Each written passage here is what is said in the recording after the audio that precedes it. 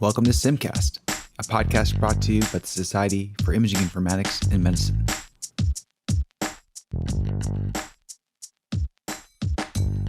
Greetings, Simcast listeners.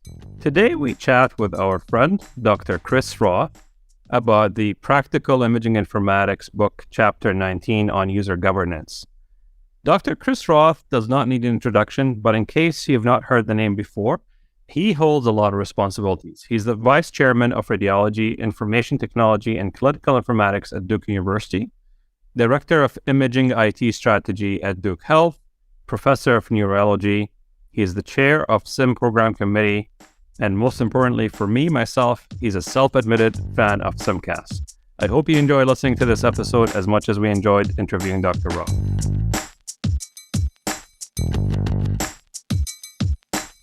Chris, thank you for being with us here today. Let's start talking about Chapter 19. In this chapter, you mention a variety of definitions for IT governance. When it comes to enterprise imaging, how would you define IT governance? Hi, guys. Thanks for having me. So I'm going to say something blasphemous to start. I'm finding more and more that IT governance is an increasingly outdated idea because really everything we do in the hospital has an IT component to it anymore. So IT governance, almost feels a little bit bloated. I think what we're really talking about is governance, right? And enterprise imaging is mainstream. Artificial intelligence in clinical practice is mainstream. And I think what we all recognize from being in the hospitals that we work in is that governance applies to a number of different items. It applies to finances, it applies to data, it applies to clinical workflow, how the workforce is gathered together, the technology, all of those different things. To me, governance is effectively and transparently accomplishing strategic priorities. What is it that we really should be pursuing? And there are lots of different ways to slice and dice that up.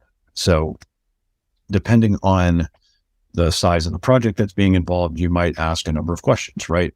How many patients or users is going to be impacted by some change, right?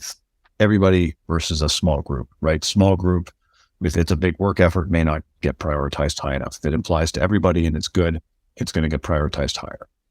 The degree of impact, right? Is it a big impact? Is it a small impact? Does that impact align with the strategic initiatives across your organization? And just to talk about a few of what ours are today, we tend to bucket ours into people, access, growth, systemness. And systemness really means consistency and standardization across the organization because we have some changes that are happening right now that are pushing that, and in clinical quality. And then, for example, chances of adoption success, right? Is this thing that people are advocating for that is landing in a governance committee, is this going to have a really high likelihood of success or a low likelihood of success? Based on all of those things and a number of other factors, the governance body that gathers to, again, transparently and effectively guide the organization or guide that area towards strategic priorities, it's their job to balance all of those things and look at those things. So, what might they be thinking about? They might be thinking about margin improvement and how long does it take to get to a break-even point. They might think about the impact on patient safety, right? That falls in the larger strategic bucket of quality, perhaps, but, a governance group, their process of governance would include things like quantifying an impact on patient risk, right? How often does this problem happen in a year? What's the quantifiable impact to them each year when this happens? What are the externally reportable quality metrics that this might apply to? Are there any regulatory items? Things like that. That a governance body, through their process of governance, looks at all of those factors and then ultimately decides what the next set of items that will be pursued will be. So, if I zoom way out again, IT governance, everything we do is IT anymore. So really, we're just talking about the process of governance. There's a governance body that is exerting governance processes in the direction of the strategic priorities of the organization that they are a part of. That's great, Chris. You've kind of explained a bit of the why, and you touched a little bit on the how, like how at your institution you guys break things up. Have you seen other models of governance? Which models do you feel work better than others? And I understand there's no one size fits all, but some institutions maybe have work better with one model versus another. I just want to give people a flavor of what's out there. So if somebody has no idea what's available, they don't know which path to look at first. So just kind of a, overview of, what kind of models are out there so that people have a starting point if they've never done any sort of governance work before. Yeah. So it's a good question. The models vary across all different organizations. That it depends on the priorities of the organization, depends on the makeup of the organization, no different than, there are different political extremes in the countries in which we all live in today. There are different ways and different opinions on how governance should happen, right? Whether it's political governance or healthcare initiative governance. You can imagine a very top-down process where the decision makers in the organization really have superpowers to decide for those people that are working, quote unquote, under them, what is it that those people should be doing? And getting rather micromanagey and saying, no, we're going to do this process and not that process. We're going to do a capital purchase for this and not that. And then the extreme on the other side of it is governance that happens very much from the bottom up, where we are taking those that are on the front lines and giving them the ability to self-determine their own processes to a degree, giving them the ability to make changes that are good for the local area, but may not be scalable across the organization, but may be fantastic for the area in which they work. I think what I've seen, at least, is a lot of organizations after the HITECH Act put in an electronic health record, and there were some guiding principles that were put in across the organization, and then a lot of autonomy was given to the parts of the organization that could self-determine, right? If this is the right way to do this, let's do it. Yeah, of course, you want to have consistency across, the different clinical areas or the different administrative areas that need to incorporate a process. But in large part, there was a lot of flexibility that was given to the individual clinical areas to determine on the basis of what they've done before, what is best practice across all organizations, perhaps what that EHR vendor or PACS vendor or image sharing vendor or whatever that is decides is right, sort of incorporate all that together and then decide what their workflow is. Now that we're, many will use the term in a post-EHR world, I think we're at a point where people are more comfortable with top-down governance because a lot has stabilized, a lot has shaken out. And what has, come to light again is there's a lot of clinical inconsistency. There's a lot of financial inconsistency across some of our organizations. And with as many hospitals that are struggling financially across the nation today, there is an imperative almost for those that are beholden to the board, those that are in leadership positions, to drive change deeper into the organization where there has been clinical heterogeneity or administrative heterogeneity before. And as such, I'm not sure it's better or worse to say that top down or bottom up is better. I think there are benefits to both, and I think both are necessary. But I think the pendulum has swung more in the direction over the past couple of years towards top down out of necessity to try to really focus hard on the institutional strategic priorities rather than the strategic priorities of the individual areas that, in many cases before had a degree of autonomy that they don't have now. Gotcha. All right. So one other question that comes to mind is, as you said, in governance, there's the strategy of the hospital, like where the hospital or the institution is going, and there are a lot of players involved with many of these things, right? So how do you get institutional buy-in, particularly sometimes maybe top-down, people might feel it's overbearing versus everyone has been invited to the table, or, how do you make sure that all the players that need to be there are there? How do you go about that process? Yeah, I think done well, realistically, governance establishes a degree of civility in how those decisions get made.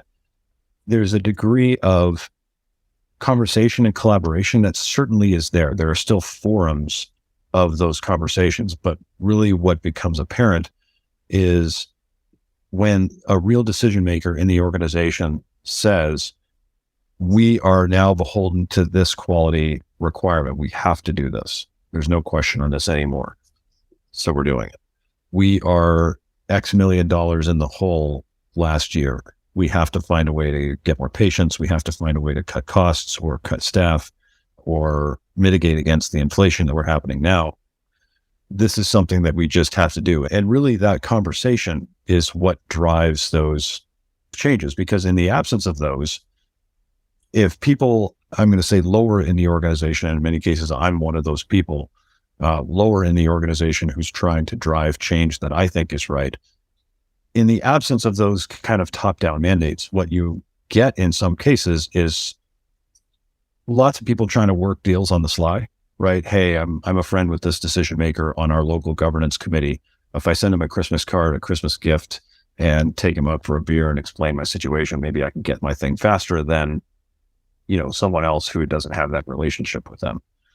I think governance done well really facilitates communication and prevents some of those non-transparent, or I guess opaque, things from happening. Because I think what people throughout the organization want to know is what really is the most important thing. And if the most important thing is patient access or clinical quality is an issue or finance or whatever it is, they want to participate in those. They actually want to help the organization meet those goals. So I think there's a degree, like I said, of civility with the governance bodies that is to be expected.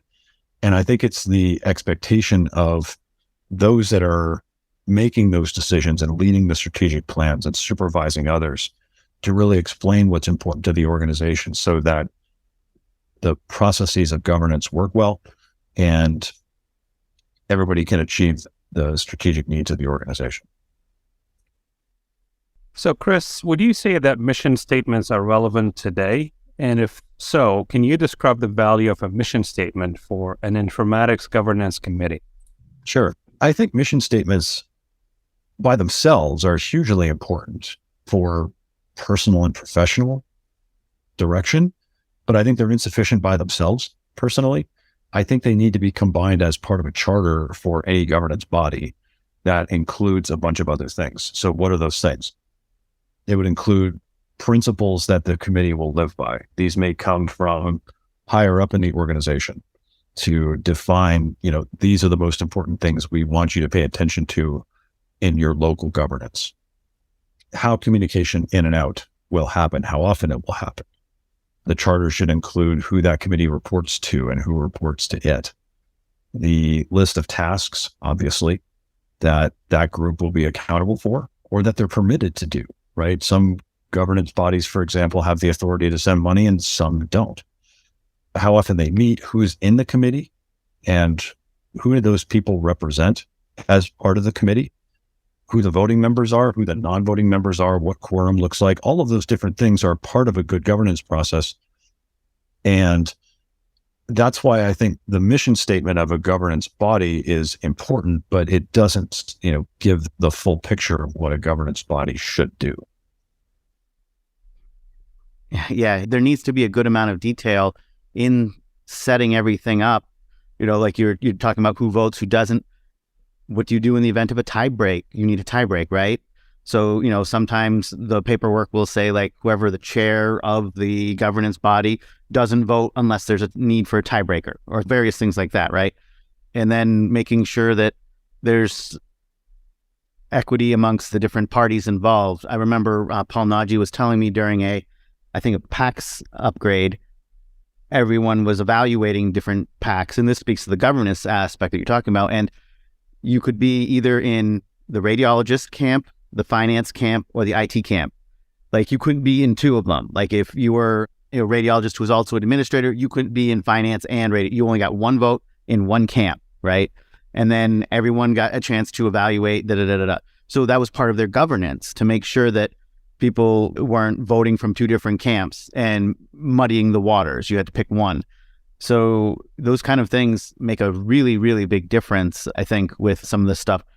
What other kind of nuances have you run across like that have come into play that have made a bigger difference than you thought may have in the past?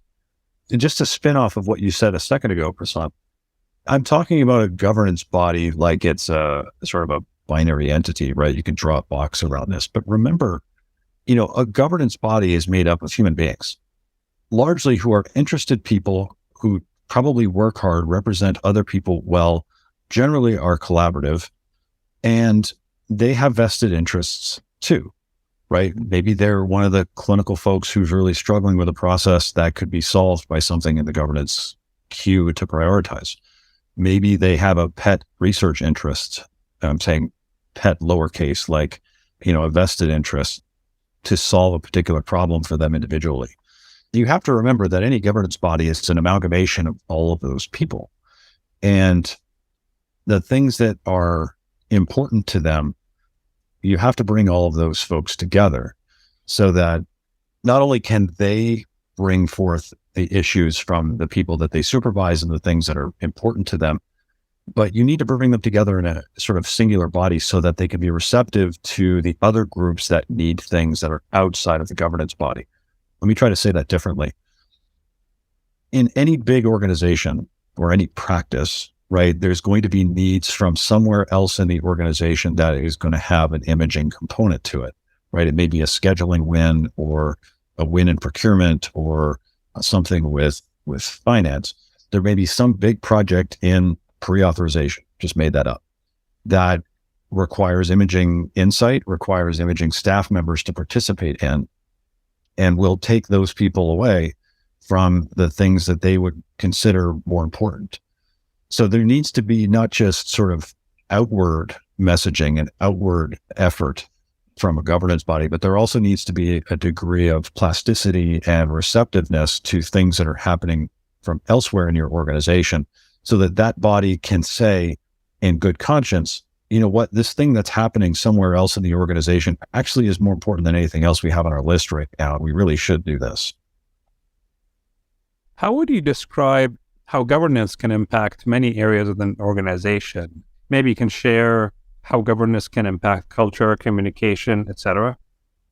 I guess, Mohannad, what I would say is governance by its definition impacts many areas within an organization, right? I can't think of an instance of governance done well that it's not a very broad part of the organization, because it doesn't just have to be clinical governance. Governance of all things and oversight of all things realistically is going to happen. So I think that it is going to happen in most of our organizations. We don't have too many organizations that are governed poorly anymore. If they did, they probably would be unsuccessful.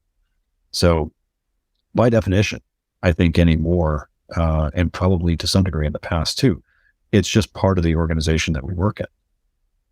Yeah, you're right. Like things that don't have good governance, they tend to fizzle out. And I guess it should be kept in mind that some things don't need huge formal administrative overhead governance kind of things, like small projects and things. You may not need a formal documentation or this or that, right? And it can be more ad hoc, that kind of thing. But in thinking about data governance, I've been doing a lot of reading on a lot of the enterprise imaging data governance and whatnot, because at my institution, we're trying to move those things forward. And, I'm curious what your thoughts are on what overarching principles or concepts, more per se, would you keep in mind when you're trying to develop a governance model? What do you tend to keep in mind?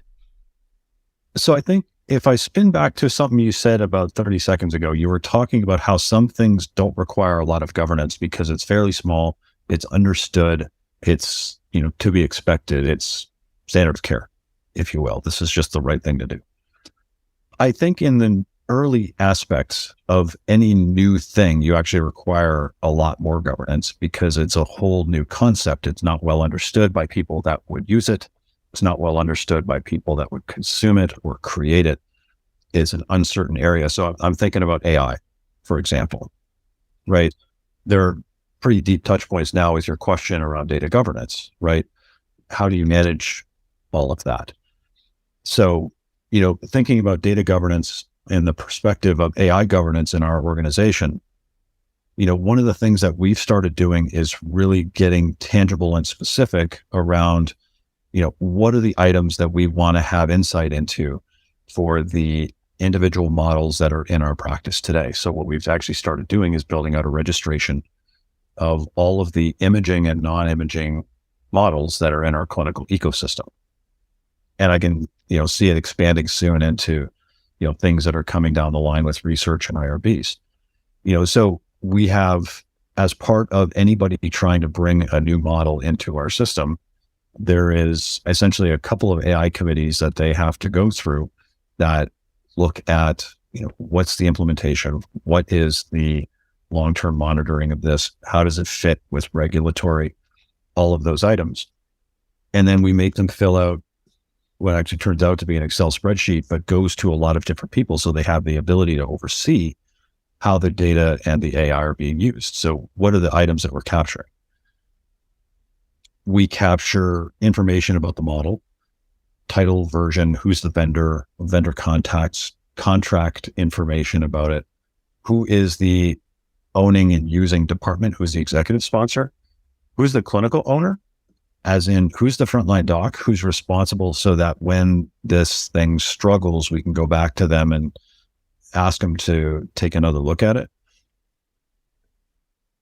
For people that are not clinical, you want to get some information about the models, like, what are the diseases and the decisions that you're trying to support? What's the associated clinical workflow? For the administrative types, what are the key strategic outcomes that you're trying to solve with this model? How do they link to the organizational strategic plans, right? So a lung cancer screening model that finds nodules, how does it tie into the strategic plan for a cancer center, let's say? What's the output? So information about the technology, right? What's the output? Is it free text? Is it DocMSR? Is it, some clinical number through HL7, like an increase in mean transit time or, something like that. And by the way, all of these are imaging and non-imaging too, right? So this registration that we've created to try to get oversight over our AI and data applies to non-imaging too, right? So all of our models for 30-day readmission rates and sepsis risk and mortality, they all go through the same thing. Any known safety risks, right? And then you get into the gory details of the data and the models, right? Retrospective data source, how was this model made? What are the data types over what period? What is the ongoing or current data source? So how is the model being updated by that vendor over time, perhaps after you buy it? What's the mathematical model, like logistic regression, neural networks, probabilistic or deterministic? What are the exclusionary criteria when developing that model? How did the vendor account for diversity? And by the way, all of us, when we go to, a meeting to go investigate these things, the vendor may not even know all this stuff, but we want to know this stuff because we want to know how this darn thing is actually going to work in our system. Was it trained overseas and now we're applying it to our scanners? Was it trained only on modality X and now we're trying to apply it to, a different vendor on the same modality? All of those different things. And then additional information around, what's standard of care, what journals and papers have supported its use, are there any IRBs or conflicts of interest, and what's your local validation plan, right? I talked a second ago about how the model gets created. You need to think about how you're going to validate it. So for something like, a tumor classification model, I would want to have in the data set that's going to validate that model, I'd want to have normals. I'd want to have biopsy proven cancers. I'd want to have masses that are not cancers. Maybe they're benign, things that look like cancer but aren't. I want to have a variety of different kind of edge cases, like patient moved a lot, diversity of patients, maybe different projections, things like that. So, I know I took, Prasanth, your question around data governance and sort of spun it towards AI, but I think we're at a time when a lot of the data governance questions that we're all wrestling with are AI related. And, what we're trying to set up is really a degree of oversight into what are the systems that we have? What are the platforms we have? What are the models that we have? Are they working well? Because I think we've all seen the misadventures of ones that are not working well. And it's not really data governance that's the problem. It's the human being governance that includes data that becomes the problem and the breakdown in some of these. I'll stop there.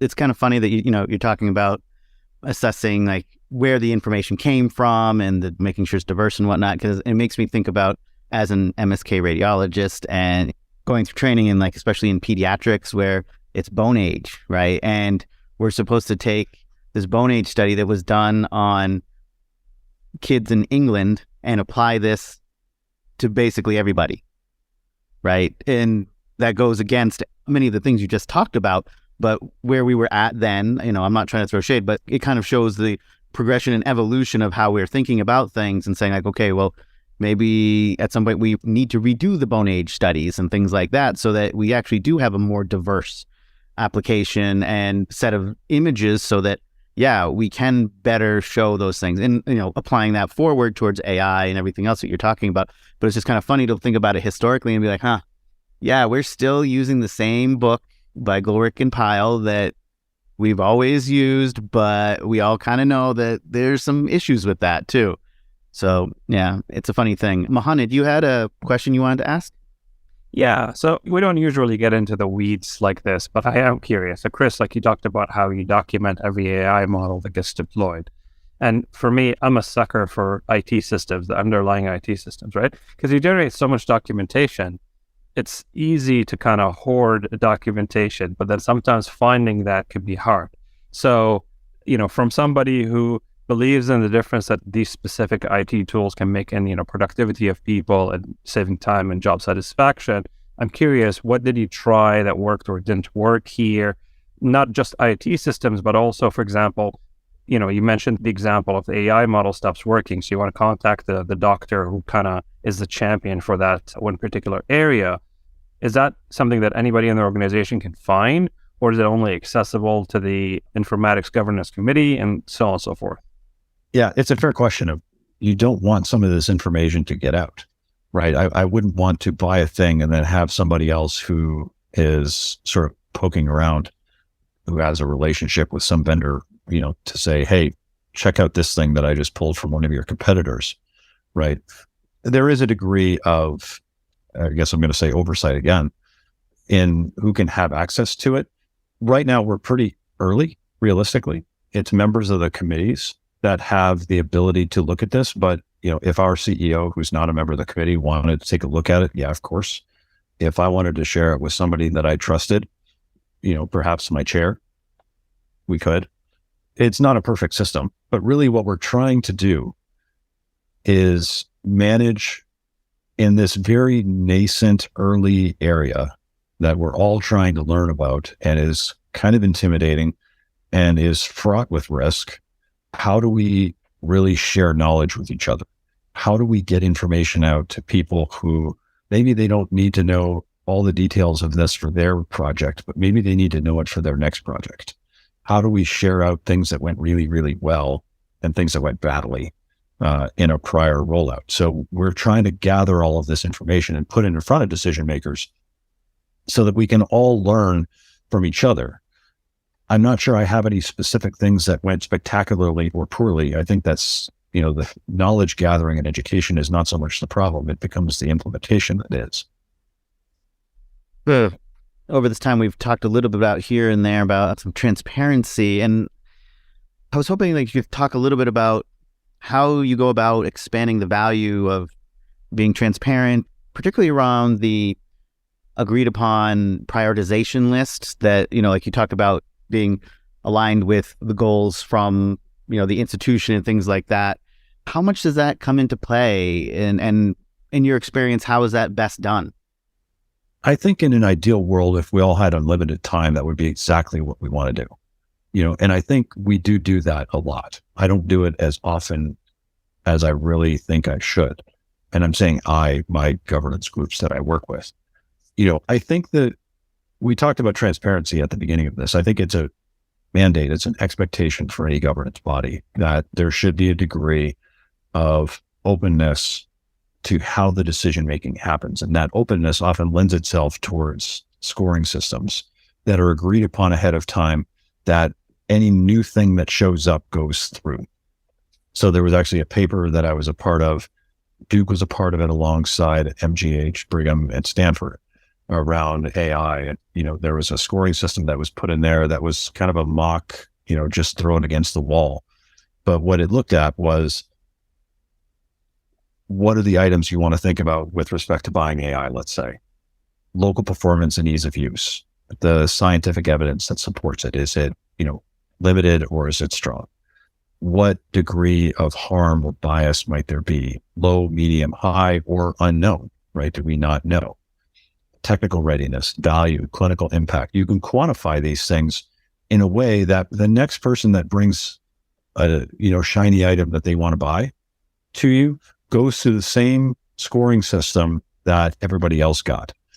And it injects a degree of objectivity. And maybe they score high, maybe they score low, maybe they score in the middle. And if they score in the middle, the value to that transparency and agreed upon prioritization list, Prasanth, is they can see what's ahead of it. They can see what's below it. And they can recognize that it's not personal. It's not like I don't like them. It's not like it was a bad idea to begin with. It's that these other things that are higher up actually are stronger strategic priorities for the institution, where the money is going to come from to buy that thing. Or the patient population that they want to, buy a thing for is actually quite small, right? If you want to buy an AI algorithm that identifies every single case of Klippel-Trenaunay syndrome or something that is uber rare, you can do that, but it's not going to provide a terrific bang for the buck. There are probably more important things that you want to focus your attention on. So what's important, at least for me, from a transparency and prioritization perspective, Prasanth, is two things. One is having scoring systems so that people can see there's a degree of objectivity in deciding what's going to get done and when. And then second, a degree of transparency in here's what's ahead of you on the list and here's what's below you on the list. And if you want to keep beating the drum and pushing and you're low on the list, you can keep doing that, but you've got to find some ways to overcome all of those things that realistically are more important to the organization. Yeah. Having a standard rubric definitely helps. People just don't think it's all willy-nilly. One question I have for you is, have you found times when having this process has kind of backfired on you? And I'll give an example. At my institution, we're trying to put through some AI purchases, but because they're not considered primary objective, like direct patient care, they're more of a secondary thing. So items that have a primary, even though we haven't gone to RFP, are technically ahead of it in the queue. So now suddenly, like, some of these other things that are quote unquote secondary or tertiary get pushed back, even though we need to get them going, or else we're falling behind on, like contractual agreements, this and that, or even just getting things going for the faculty. So have you run into problems like that, and how you structure things so that you reduce the potential for those problems? Yeah, I think, and I hear you, I think we all have cases that don't fit the rubric. We have situations that don't fit. And you can make the cases, right? Yeah, it scores low on the things that we use, but we absolutely must do this because you can make that case to a decision maker, and then maybe it goes around the rubric. But really, that does not become the decision of the decision-making body, perhaps, that we are a part of. It may be one that has to go higher or elsewhere in the organization to move ahead. Otherwise, you're building in a whole bunch of workarounds to the rubric and the objective governance and transparency that you've tried to push through the governance body to begin with. So I think you want to limit those. I think you want to have open conversation with the people that are really pushing it. You want to have open conversation with the people who may recognize that this situation doesn't exactly fit, but it is such a high priority that we really need to do this anyway, right? This is such a new thing that it isn't even in the rubric. We can't even score this concept. And by the way, the rubric is now 2 years out of date and probably doesn't need to be, used anymore anyway. Maybe you should rethink how the rubric is scored.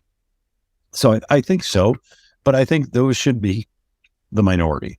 And I think that people trying to go around really undermines, what we're all trying to do, which is put in the systems that have the highest bang for the buck, best benefit for patients, best benefit for the staff, and filter out those things that are pet projects or unfunded research or something that is significantly uncommon, that it's really not going to be worth it.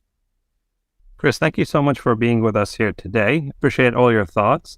And I was wondering if you had anything else you wanted to close out with, any other thoughts or comments? I just want to say I'm a fan. What you guys are doing on the podcast, I do listen to some of what you got. I think they're great. I'm grateful for the opportunity to be on. Please keep doing them. Thanks so much.